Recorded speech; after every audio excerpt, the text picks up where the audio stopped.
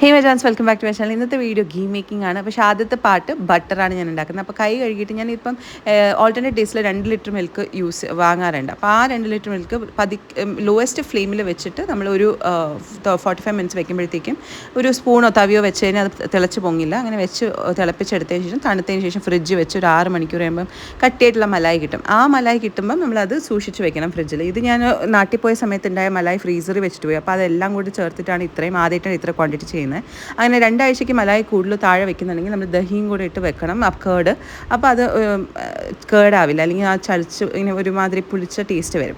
അപ്പോൾ ഈ മലായി നമ്മളിങ്ങനെ എടുത്തത് കുറച്ച് ക്വാണ്ടിറ്റി എടുത്ത് അതിലേക്ക് തണുത്ത വെള്ളം അല്ലെങ്കിൽ ഐസും വെള്ളം കൂടെ ഇട്ടിട്ട് നമ്മൾ ലോവസ്റ്റ് സെറ്റിങ്ങിൽ തന്നെ ഒന്ന് എടുക്കുമ്പോഴത്തേക്കും നമുക്കിങ്ങനെ അതൊരു 3-4-5 മിനിറ്റിൽ തന്നെ ഇങ്ങനെ അത് ബട്ടർ സെപ്പറേറ്റ് ആയിട്ട് മുകളിൽ ഇങ്ങനെ പൊങ്ങി വന്നില്ല എന്നുണ്ടെങ്കിൽ കുറച്ച് ഐസും കൂടി ഇട്ടാൽ മതി.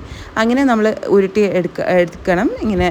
എന്നിട്ട് ആ ബാക്കിയുള്ള വാട്ടറും നല്ലതാണ്. അതിനെക്കുറിച്ച് ഞാൻ വീണ്ടും സെക്കൻഡ് പാർട്ടിൽ കൂടുതലായിട്ട് അതിൻ്റെ യൂസസിനെ കുറിച്ച് പറഞ്ഞു തരാം. സോ ഇതാണ് നമ്മുടെ ബട്ടർ. ഇനി ഈ ബട്ടറിൽ നിന്ന് ഞാൻ എങ്ങനെയാണ് ഗീ ഉണ്ടാക്കുന്നത്, അപ്പോൾ അതിൻ്റെ കറക്റ്റ് ഫോം എങ്ങനെയാണ് എന്നുള്ളതൊക്കെ അടുത്ത വീഡിയോയിൽ കാണിക്കാം.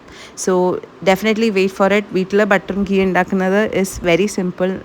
കുറച്ച് മെസ്സി ജോബാണ്, പക്ഷേ എന്നാലും നമുക്ക് വീട്ടിൽ ഉണ്ടാക്കുമ്പോൾ അതിൻ്റെ ക്വാളിറ്റിയും പിന്നെ കുഞ്ഞുങ്ങൾക്കും ഇഷ്ടമാണ് ഇങ്ങനെ ബട്ടറൊക്കെ ഡയറക്റ്റ്ലി കഴിക്കാനാണ്.